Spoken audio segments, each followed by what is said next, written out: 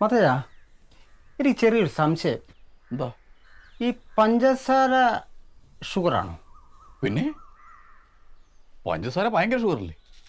അപ്പോൾ ഈ ചായക്കകത്ത് പഞ്ചസാര ഇട്ട് കഴിഞ്ഞാൽ ചായക്കകത്ത് ഷുഗർ വരുമോ? ഷുഗർ വരും. അതല്ലേ ഞാൻ വിത്തൗട്ട് കുടിക്കുന്നു. പിന്നെ ചായക്ക് ഷുഗർ വരും. അല്ല, അപ്പം ഞാൻ ഇത്ര നാളും ചായ കുടിച്ച അപ്പം എനിക്ക് ഷുഗർ ഉണ്ടാവുമോ? വരും, ഉറപ്പായിട്ടും വരും. അപ്പോൾ വന്നു കഴിഞ്ഞാൽ ആശുപത്രി പോകണം. ഷുഗർ ഭയങ്കര അസുഖമല്ലേ ഇപ്പോൾ. നമ്മുടെ തെക്കേലെ സുനിൽകുമാറിനെ അറിഞ്ഞൂടെ? അയ്യോ, അവൻ ഈ ഷുഗർ വന്നിട്ട് എന്തെല്ലാം പ്രശ്നമായെന്നറിയാം. 2.5 മാസമാണ് ഹോസ്പിറ്റലിൽ കിടന്ന.